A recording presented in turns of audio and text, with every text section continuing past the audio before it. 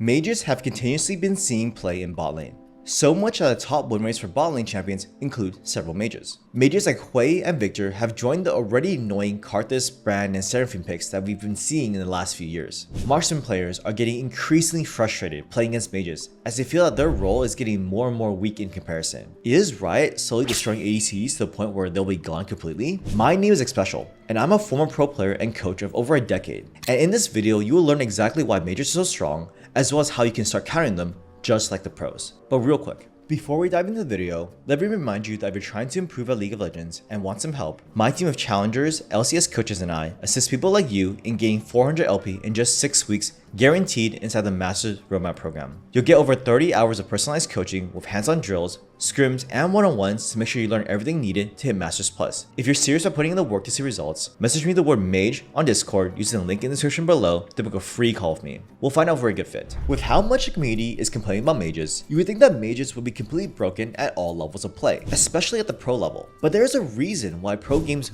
rarely have mages on bot lane. They can be effectively countered if you know exactly what you're looking for. But before I explain how you can counter mages intruding in your bot lane, let's start by going over the 3 major reasons why mages feel so strong in today's meta in the first place. The first reason being that mages are simply easier to output good damage with. To take an example, let's compare Brand to Vayne. For the majority of the game, Brand will outperform Vayne in a teamfight, and it isn't until Vayne hits a 3 to 4 item power spike that Vayne will start to output more damage. This doesn't even take into account the massive amount of AoE that Brand and other mages are able to do. Even if a Brand gets focused out in the first 2 to 3 seconds of a fight, he will still put out over 60 to 70% of his damage. Compared to Vayne or any other ADC that dies in the first 2 to 3 seconds, there's a good chance their damage contribution is invisible. This reduced margin of error makes their win rate much more consistent. Remember that this comparison is actually true with all mages and enchanters play bot. If you make a mistake and die early on a mage, you already did most of your job, whereas on an ADC, you need to stay alive in order to have the same level of impact. The second reason why mages feel so strong is that their power spike happens much quicker. In a standard marksman vs marksman matchup, one side that falls behind will take a very long time to catch up in damage, if ever. But in a marksman vs mage matchup, even if the mage is behind,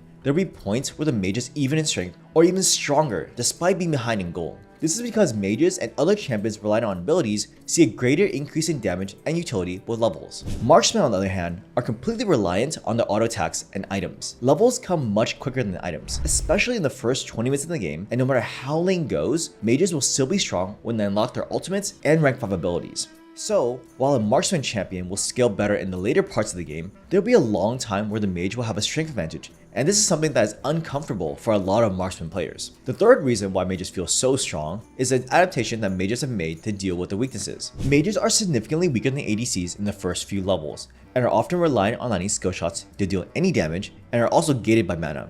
To make sure they don't lose their lane too hard, mages often take teleport, and play relatively passively to survive the laning phase. ADCs, meanwhile, are often stuck in the mentality that they should aim to scale, and miss key timing to play aggressively and punish a mage's weakness. Since ADCs aren't typically used to playing versus teleport, they fail to understand the strengths and weaknesses of teleport and how to properly deal with it. The extra HP gain from an extra barrier or heal is equivalent to 1 Ruby Crystal at level 1 or 2 Ruby Crystals at level 9. With this huge HP advantage, the ADC needs to use a combat advantage and look to fight. Just like how a mage understands that they need to be careful in early laning due to the lack of mana, a marksman needs to be aggressive in early laning with the HP advantage. Now that we understand why mages are seeing more play, what exactly are the reasons that we don't see mages in pro play and high elo lobbies? In other words, what are pros and higher elo players doing differently to neutralize their strengths? Every mage is reliant on cooldowns and skill shots. Whether it's Seraphine with their E or ult, Brand Q or W, or Karthus Q spam, there are opportunities to outplay mages in ways you can't versus an ADC. In other words, ADC players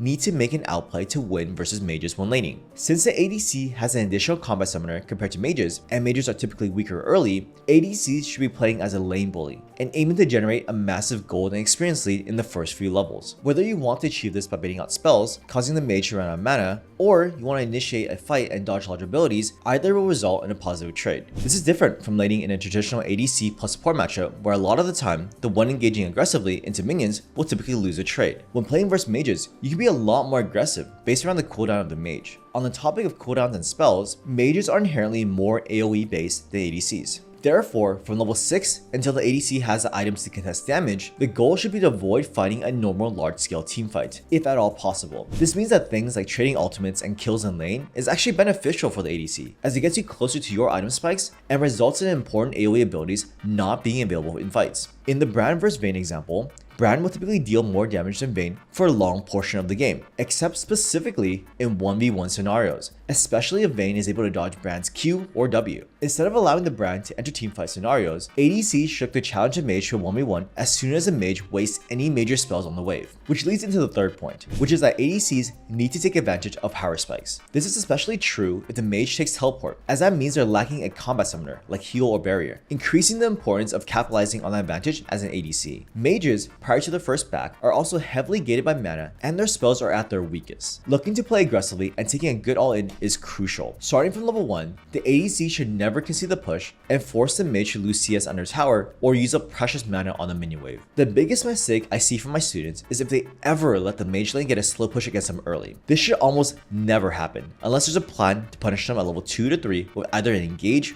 or gank. Let's compare two examples of a mage versus ADC matchup where both sides trade heavily and one where both sides passively farm. If both sides trade heavily and both are low on HP and mana, the ADC side is actually at an advantage because he can then slow push and reset at a good lane state. Notice that even though the mage is in a losing lane state, he is able to return to lane in a neutral position due to teleport. On the flip side, if the ADC side goes even or is losing versus a mage or teleport, the ADC is put into an extremely disadvantageous position where he must recall and lose waves or be forced to play out the lane state with an item disadvantage, which is even worse. Taking teleport is essentially a challenge, telling the enemy team that as long as I go even, I am winning.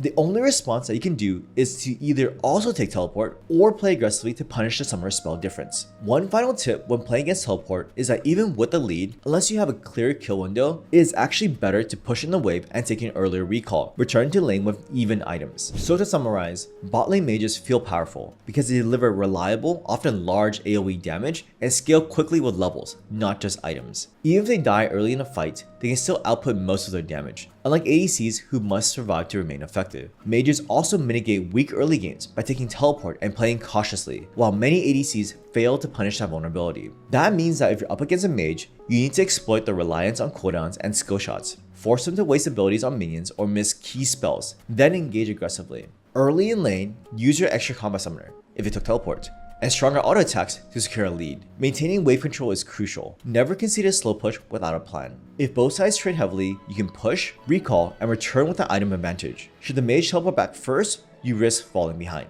Avoid big team fights until you have enough items to match a mage's mid-game burst. Instead, look for 1v1 skirmishes once they've used their critical cooldowns. By managing waves, capitalizing on your extra summoner, and timing your engages, you can neutralize mage's strengths and keep control of the lane. It seems like Riot has no intention of getting rid of mages in the bot lane. So for now, the only option is to figure out how to defeat the invasive mage species and restore glory to the ADC role. Thanks for watching.